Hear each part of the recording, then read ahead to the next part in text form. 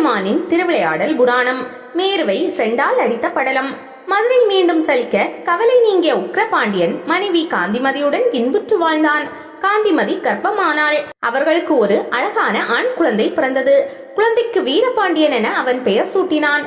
குழந்தை வீரபாண்டியனுக்கு 3 வயதாகும் போதே அவனுக்கு எல்லா தேவ ஸ்லோகங்களும் அத்துப்படியாகிவிட்டது. அவனது மழலை குரலில் அந்த ஸ்லோகங்களை கேட்க தேனாய் இனிக்கும். காந்திமதி அடைந்த மகிழ்ச்சிக்கு அளவே இல்லை. சோமவார விரதத்தை தொடர்ந்து அனுஷ்டிக்கும் தம்பதிகளுக்கு இது போன்ற புத்திசாலித்தனமான குழந்தைகள் பிறக்கும் என்பது நியதி. குழந்தையை குருகுலத்திற்கு அனுப்பினர் பெற்றோர். வீரபாண்டியன் மிக சிறப்பாக படித்தான். தந்தையைப் போலவே வாள் சண்டை, மற்போர் இன்னும் பல கலைகளில் வீரமிக்கவனாக திகழ்ந்தான். இந்த சமயத்தில் மதுரையில் மீண்டும் பஞ்சம் ஏற்பட்டது. இப்போது ஏற்பட்டுள்ள பஞ்சத்திற்கு காரணம் நவக்கிரகங்களின் சஞ்சாரம் காரணமாக ஏற்பட்டது. அரண்மனை ஜோதிடர்களையும் புரோகிதர்களையும் அழைத்த உக்கிரபாண்டியன் இந்த நிலையிலிருந்து மேலும் வழிமுறைகளை ஆலோசித்து சொல்லும்படி உத்தரவிட்டான். புரோகிதர்களின் ஆலோசனைப்படி ஓராண்டு காலத்திற்கு நவக்கிரக சஞ்சாரப்படி மழை இல்லை என கணக்கிடப்பட்டது. இம்முறை உக்கிரபாண்டியன் இந்திரனை பார்க்க விரும்பவில்லை. மாறாக சோமசுந்தர பெருமான் கோயிலுக்கு சென்று அந்த அண்ணலையும் அங்கேயர்கண்ணி மீனாட்சியையும் பணிந்தான். அண்ணலோ அசையாமல் இருந்தார். இதென்ன சோதனை என்று வருத்தம் பொங்க அரண்மனை வந்து சலிப்புடன் படுத்த உக்கிரபாண்டியனின் கனவில் சோமசுந்தரர் தோன்றினார். உக்கிரபாண்டியா, வருத்தம் வேண்டாம். மழை பெய்யவில்லை என்றால் மக்களின் பஞ்சம் போக்க வேறு மார்க்கம் தேட வேண்டும். நான் ஒரு வழி சொல்கிறேன். இமயத்தை கடந்து சென்றால் மேரு என்னும் மலையரசன் இருக்கிறான். அவன் மலை வடிவிலேயே இருப்பான். அந்த மலையின் குகைக்குள் ஏராளமான செல்வத்தை ஒளித்து வைத்திருக்கிறான். அதன் ஒரு போதியை எடுத்து வந்தால் கூட உலகம் உள்ளளவும் மதுரை செழிப்புடன் இருக்கும். செல்வ வளம் மிக்க மேரு ஆணவம் கொண்டு தலை நிமிர்ந்து நிற்கிறது. அதன் ஆணவத்தை நான் ஏற்கனவே உனக்கு தந்த செண்டால் அடித்து தகர்த்து விடு. பின்னர் செல்வத்துடன் நாடு வந்து சேர். இது மிகவும் கடுமையான பயணம். செல்வம் சேர்க்க நினைப்பவன் அதை எளிதில் அடைய இயலாது. கடும் புயலையும் மழையையும் ஏற்றத்தையும் இறக்கத்தையும் கடந்தாக வேண்டும்.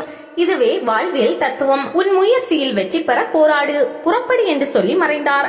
வெளித்தெழுந்த உக்கிரபாண்டியன் அகமகிழ்ந்தான்.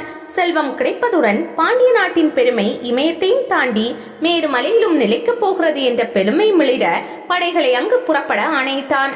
அமைச்சர் சுமதி அதற்கான ஏற்பாடுகளை செய்தார். மக்களின் வாழ்த்தொலியுடன் படைகள் புறப்பட்டன. பல நாடுகளை கடந்து அவர்கள் காசியை அடைந்தனர். கங்கையில் நீராடிய படையினர் காசி விஸ்வநாதரையும் விசாலாட்சி அம்மையையும் அன்னபூரணியையும் வணங்கி இமயத்தில் ஏறினர். அங்குள்ள நிடத நாட்டை கடந்து அவர்கள் மேருமலையை அடைந்தனர். மேருமலை செருக்குடன் மிக உயர்ந்து நின்றது. இந்த மலையை தான் சிவபெருமான் வில்லாக வைத்துள்ளார். அதனால் உக்கிரபாண்டியன் அந்த மலைக்கு பெரும் மதிப்பளிக்கும் வகையில், மேருமலை அரசனே, நான் பாண்டிய மன்னன் உக்கிரபாண்டியன். மிகுந்த சிரமமான பயணத்தின் பேரில் நான் இங்கு வந்துள்ளேன். நீங்கள் உம்மிடமுள்ள செல்வ களஞ்சியத்தை எங்கள் வறுமை நீங்க தர வேண்டும். என்ன காரணத்தாலோ எங்கள் நாட்டில் மழை பொழியவில்லை. மக்களை காப்பாற்ற வேண்டியது உம்மை போன்ற பேரரசர்களின் கடமை. பொது நலன் கருதி வந்துள்ள எமக்கு உதவ வேண்டும் என்றான். ஆணவம் கொண்ட மேருமலை அசையாமல் நின்றது. உக்கிரபாண்டியன் உக்கிரமாகிவிட்டான். ஆணவம் பிடித்த மலையே, இப்போது உன்னை என்ன செய்கிறேன் பார் என சொல்லியபடியே சுந்தரேச பெருமான் தனக்களித்த செண்டு என்னும் தங்கப்பந்தால் மேருவின் மீது ஓங்கி அடித்தான். அவ்வளவுதான். பலமிக்க மேருமலை ஒரு பந்தின் அடி தாங்க முடியாமல் பிளந்தது. ஆங்காங்கே தீப்பிழம்புகள் கொப்பளித்தன. அந்த மலையில் வசித்த தேவர்களின் மாளிகைகள் நொறுங்கி விழுந்தன. அவர்கள் பதைப்புடன் வெளியே ஓடினர். மேருமலை அரசன் ஓடி வந்து உக்கிரபாண்டியன் முன்னால் வந்து நின்றான். யாராலும் அசைக்க முடியாத என்னை ஒரு சாதாரண செண்டால் அடித்து காயப்படுத்தி விட்டாய். இந்த செண்டு சாதாரணமானதாக இருக்க முடியாது. இதன் மகிமையை பற்றி சொல் என்றான் மன்னன். மன்னரே, இது சுந்தரேஸ்வர பெருமானால் எனக்கு அருளப்பட்டது. அதை கொண்டு அடித்ததால் தான் உமக்கு வலி ஏற்பட்டது.